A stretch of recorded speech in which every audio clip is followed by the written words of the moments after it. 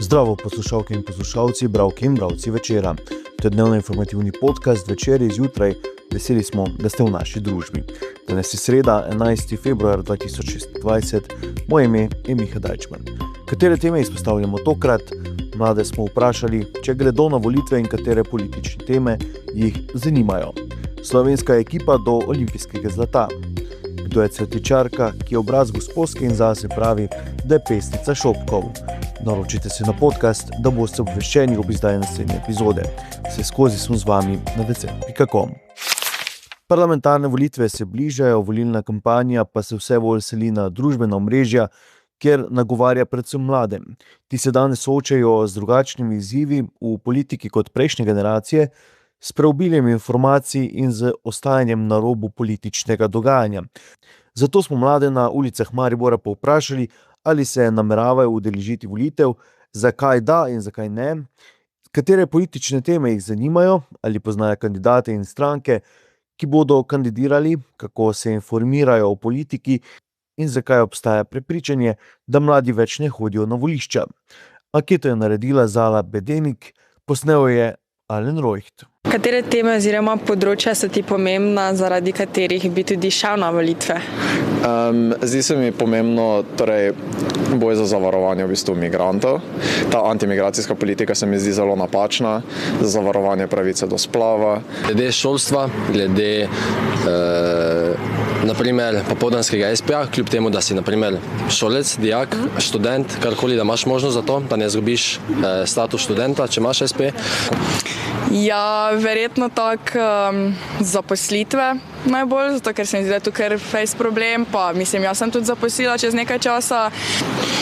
Mogoče, da bi se država res malo boljše vodila, da bi se vzelo malo bolj v roke to. Ne vem še čisto točno, zaenkrat. Ali se nameravaš udeležiti letošnjih parlamentarnih volitev? Ne nameravam. Ja, se nameravam. Ja, imam, ja. Ja, samo se moram ful več pozavnimati o tem, da bom dejansko vedela, zakaj se gre. Ne. Zakaj? Zaradi tega, ker mislim z informacijami, da trenutno vodi SDS, z idejami, da pač desničarska politika prevladuje itd., z širjenjem te pač propagande v mojem mnenju, se mi zdi pač pomembno, da sodeluješ.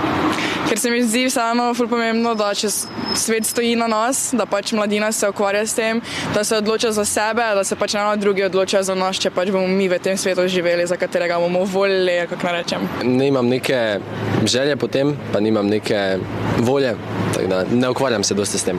Se mi zdi, da meni, da ko moj glas ne bo nič pomagal, ker mu samo jaz glasoval, pa niti se ne ukvarjam tako s tem.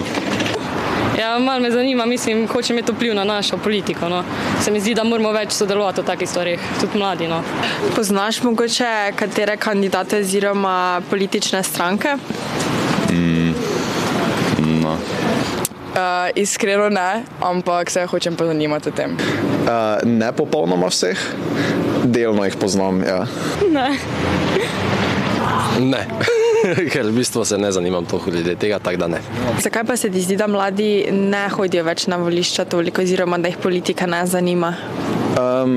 To sem pred kratkim se tudi z starši pogovarjal. Tak politika je stari šport pri nas, kar pač mislim, da večinoma samo starejše generacije sodelujejo v njej. Mladi nimamo ravno nobene stranke, ki bi predstavljala naše politične interese. Se mi zdi, da nismo toliko v tem svetu še. Mislim, smo še kar neki otroci, bi lahko rekli, in se ne zanimamo toliko za te stvari. Vpliv družine, včasih tudi družina pač sama pravi, da ne vem, itak nič ne more spremeniti, kakorkoli. Ja, ker se mi zdi, da vsi mislijo isto kot jaz, da kao ne bo glas pomenil nič. Ker se ne obremenjujejo toliko s tem. Naj vas spomnimo, danes na kanalu Večer izjutraj objavimo tretji Večerov duel pred parlamentarnimi volitvami. Tomaž Ranc je soočil Matevža Frangeža in Miho Kordiša. Pa jo imamo. Člani slovenske reprezentance v smučarskih skokih so na mešani ekipni tekmi v Predacu potrdili status prvih favoritov na olimpijskih igrah. Prvič na letošnjih olimpijskih igrah se je slišala zdravljica, številni slovenski navijači so v Italiji slavili zlato medaljo. Nika Vodan, edina med slovensko četverico, ki je na olimpijski prestol na mešani ekipni tekmi stopila že pred 4 leti, je odločno začela z branjenjem zlata iz Pekinga in že s prvim skokom Slovenijo postavila na prvo mesto. Anžela Nišek, Nika Prevc in Domen Prevc pa prvega mesta niso izpustili iz rok. Še več, prednost pred zasledovalci je naraščala. Po polovici finala, ko sta Vodanova in Lanišek znova odlično upravila svojo nalogo in prednost povečala na debelih 20 točk prednosti, na vrhu pa je reprezentanca imela še najboljše skakalce zime, sestro in brata Prevc, je bilo jasno, da se Sloveniji medalja ne more izmuzniti. Ni se, Prevca sta skočila suvereno, po srebru, ki ga je Nika Prevc osvojila na posamični tekmi, je v slovenski zbirki še tisti najžlahtnejši lesk medalje. Sodeč po odlični formi naših orlic in orlov, to še ni zadnja medalja, saj konec tedna v Predacu pridejo na vrsto še tekme na veliki skakalnici. Podrobnosti pa v Večeru in na večer.com. Iz Predaca piše Uroš Gramec. Gremo še k redni sredini rubriki Gremo na kafe. Februar in marec sta za cvetičarje najbolj intenzivna meseca v letu. Pred Valentinovim, dnevom žena in materinskim dnevom, smo se sredi cvetličnega vrveža na kavi ustavili z Ano Golavšek, lastnico podjetja Sončnica d.o.o. in obrazom znamenite mestne cvetličarne. Ana v Gosposki ulici vztraja že od svojega 15. leta, preživela je vzpone in padce mestnega jedra, finančne krize in razcvet trgovskih centrov, a ljubezni do cvetja ni izgubila.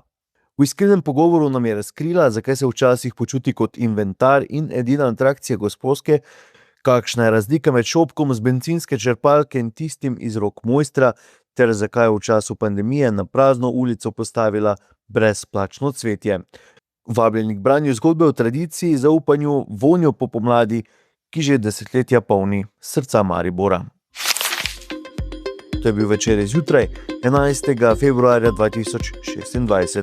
Z vami sem bil Miha Dajčman. Kakovostno novinarstvo lahko podprete tako, da se naročite na tiskani in spletni Večer, postanete naš sledilec in bralec na družbenih omrežjih, naročnik naših podcastov in newsletterjev.